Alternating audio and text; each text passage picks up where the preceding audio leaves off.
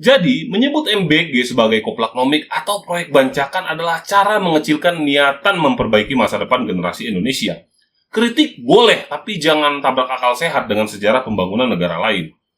Mau buktikan ini proyek siapa? Jawabannya jelas, ini proyek bangsa, bukan proyek kampanye.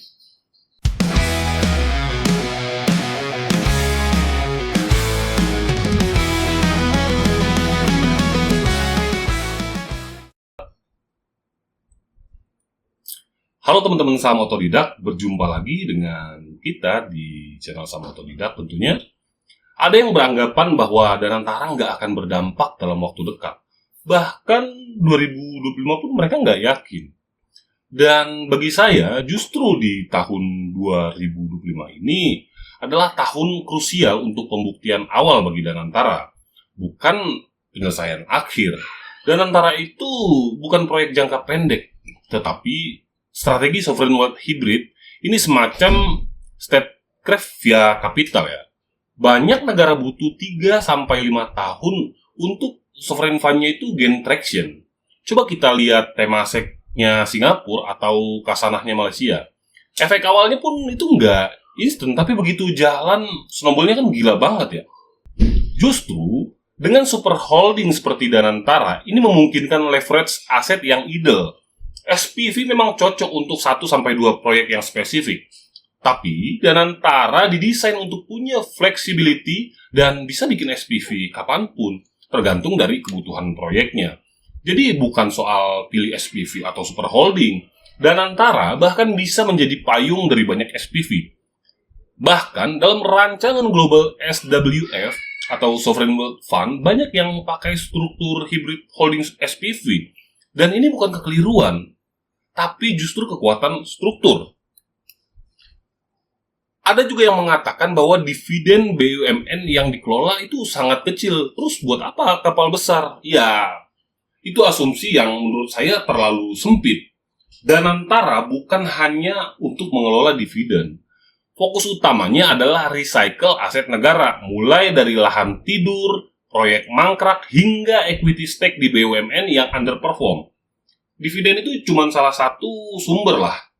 Aset-aset lain bisa dijadikan underlying dari aset-aset backed securities, misalnya kayak REITs atau bahkan strategic equity swap dengan mitra global. Justru, kapalnya besar karena muatannya jauh lebih kompleks dari sekedar dividen.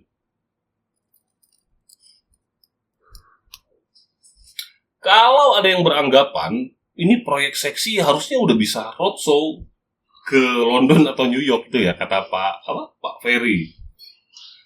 Dan kalau misalnya benar ini akan gampang dapat investor. Dan ini menurut saya, Danantara itu kan sebenarnya masih dalam fase early stage setup ya. Roadshow dan pitching internasional itu bukan hal yang bisa dilakukan saat masih menyusun struktur legal, manajemen risiko, governance, dan pipeline proyek. Bahkan BlackRock sekalipun nggak sembarangan roadshow sebelum punya deal flow visibility yang jelas. Danantara sekarang udah on the track membangun itu, dan jangan lupa, sovereign fund itu biasanya didorong dulu oleh kepercayaan domestik, baru kemudian menarik global investor. Gitu. Dan soal argumen investor asing ogah taruh uang di hilirisasi, salah besar. Investor asing justru mulai shifting dari growth startup ke tangible asset dan commodity investment sejak tren suku bunga tinggi. Coba lihat aja GQG Partners yang masuk ke Adani Group di India, atau bagaimana sovereign fund-nya Cina invest besar-besaran ke sektor hilirisasi mineral di Afrika. Hilirisasi itu justru seksi, justru karena potensi undervaluation dan state protection, dua hal yang paling dicari di tengah dunia yang makin volatile ini. Dan kalau pandangan soal Ray Dalio, Thaksin, Tony Blair itu cuma pemanis, dan ini bukan indikator kualitas, menurut saya ini pemikiran yang terlalu sinis ya. Tokoh-tokoh besar itu punya nilai sinyal dan akses jaringan. Kehadiran mereka itu sebagai trust building supaya lebih cepat. Dan jangan salah, Ray Dalio nggak perlu naruh duit dulu untuk memastikan kredibilitinya, tapi dengan duduk di struktur pengawas, itu udah jadi tanda endorsement. Ini kayak Warren Buffett duduk di board dulu sebelum masukin duit ke Goldman Sachs di tahun 2028 ya, kalau nggak salah. Dan alih-alih menganggap Danantara sebagai make up tebal untuk muka jelek, wah ini sih justru menurut saya ya adalah panggung baru untuk wajah ekonomi Indonesia tampil ke global stage. Kalau disiapkan dengan governance yang kuat tentunya. Danantara bisa jadi temasek-nya Indonesia versi 3.0, bukan copycat tapi sovereign innovation engine. Dan juga Pak Ferry yang mengatakan bahwa MBG dan Danantara adalah akar dari krisis kepercayaan publik. Ini salah arah, menyalahkan. Akar kejatuhan kepercayaan publik bukan terletak pada dua program itu, tapi pada buruknya komunikasi, fragmentasi kebijakan fiskal, dan lemahnya penindakan di lapangan. MBG dan Danantara sebenarnya adalah simbol dari niatan strategis jangka panjang yang sayangnya belum dikemas secara naratif dan teknokratik yang tepat. Justru, kalau kita kehilangan dua momen ini, kita akan terus terjebak di pola tambal sulam ekonomi jangka pendek. Dan soal argumen MBG itu pemborosan butuh 300 T per tahun, dan dari mana uangnya? Angka 300 triliun memang terlihat besar ya, tapi cara hitungnya nggak fair. Program MBG nggak selalu harus sepenuhnya dibiayai dari APBN langsung. Ini bisa lewat kombinasi misalnya seperti konversi subsidi yang tidak tepat sasaran dari BBM ke pangan anak. Kemudian kolaborasi dengan swasta seperti CSR, BUMDes Pangan, atau pembentukan Sovereign Food Fund. Dan terakhir, optimalisasi melalui belanja kementerian lembaga yang tidak produktif. Faktanya, negara-negara seperti India punya program midday meals nasional yang berdampak pada turunnya stunting dan meningkatnya produktivitas SDM. Dan kalau ini dilihat sebagai intervensi SDM, bukan belanja konsumtif, maka hitungannya jadi return on investment, bukan sekedar cost. Kalau kalian berpikir kita nggak akan punya fiscal space, utang jatuh tempo, dan defisit tinggi, ya benar memang bahwa fiscal space kita menipis, tapi itu bukan alasan untuk tidak spending ke sektor esensial. Justru saat tekanan fiskal tinggi, yang harus dikorbankan adalah belanja yang tidak berdampak langsung pada SDM dan transformasi struktural. Jangan lari dari belanja sosial yang produktif hanya karena headline utang, karena kita perlu future dividend. Dan soal utang jatuh tempo, kita masih punya ruang refinancing kok, sovereign bond rotation, bahkan switching ke green sukuk atau SDG bond. Jepang dan US itu pun udah hidup dari utang jangka panjang. Soal utang itu bukan jumlahnya yang bahaya, tapi kalau digunakan buat subsidi BBM, bansos manipulatif, dan infrastruktur yang mangkrak, aduh. Ada lagi soal Danantara itu cuma proyek elit, bukan solusi nyata. Loh, justru kebalik, Danantara adalah cara menggunakan aset negara secara lebih cerdas daripada hanya mengandalkan pajak dan utang. Danantara ini sangat memungkinkan untuk memonetisasi aset BUMN yang tidur, kemudian untuk membentuk platform pembiayaan sektor hilir, masuknya investor jangka panjang yang mungkin nggak tertarik dengan IHSG short term. Itu artinya Danantara bisa mengurangi beban fiskal, bukan malah menambah. Misalnya nih, pembiayaan food estate, energi, bahkan MBG bisa dibiayai lewat dana investasi tematik kalau ditata dengan benar.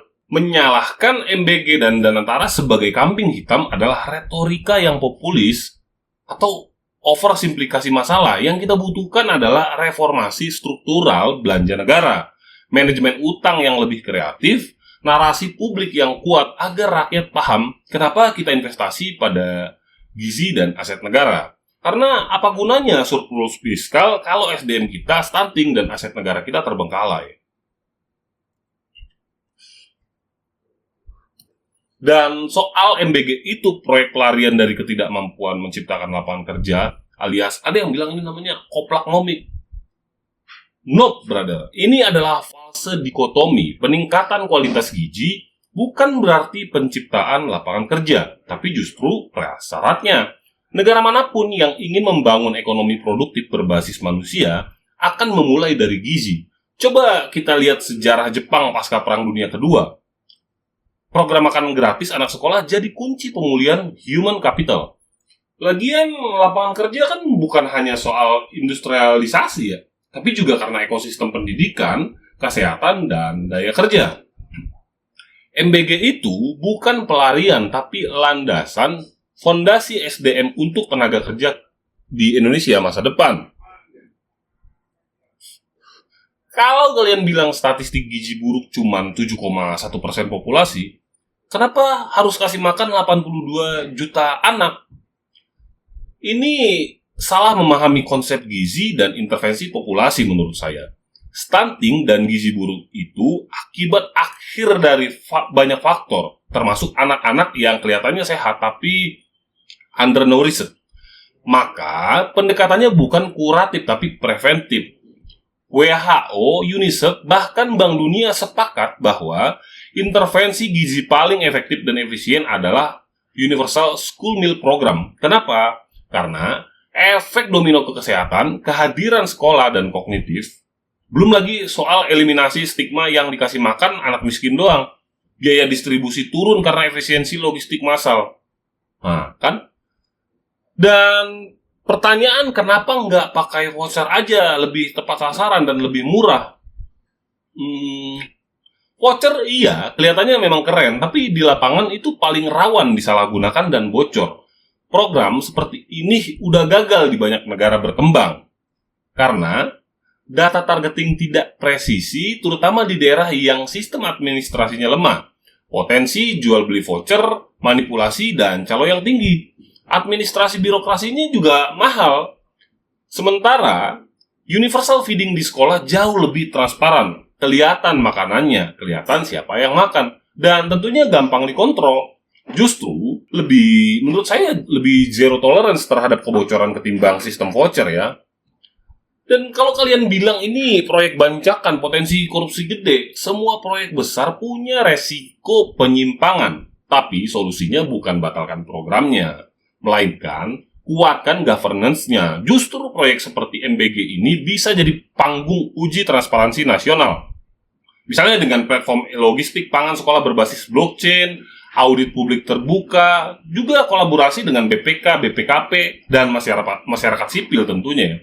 Sekarang gue balik tanya deh, apakah kalau potensi korupsi besar di sektor infrastruktur, kita harus stop bikin jalan? Ya enggak kan? Dan soal sovereign rating kita bisa anjlok, dolar bisa tembus 20.000. Ini risk fiskal tinggi. Menurut saya ini panik yang berlebihan ya. S&P, Fitch, dan Moody tidak menilai satu program saja, tapi fiskal credibility jangka panjang. Kalau MBG dibungkus sebagai investasi SDM jangka panjang dengan roadmap jelas, justru rating bisa tetap stabil. Apalagi MBG bisa dibiayai, misalnya lewat pengalihan belanja subsidi energi yang tidak efisien, reformasi pajak yang memperluas basis, misalnya pajak digital, Sintex, dan sebagian dari optimalisasi aset yang mungkin bisa didorong lewat dana antara. Dan ini ironis. Dan coba kalian ingat, resiko downgrade justru datang dari ketidakpastian politik, lemahnya rule of law, dan stagnansi SDM, bukan karena belanja makan anak-anak. Jadi, menyebut MBG sebagai koplaknomik atau proyek bancakan adalah cara mengecilkan niatan memperbaiki masa depan generasi Indonesia. Kritik boleh, tapi jangan tabrak akal sehat dengan sejarah pembangunan negara lain. Mau buktikan ini proyek siapa? Jawabannya jelas, ini proyek bangsa, bukan proyek kampanye.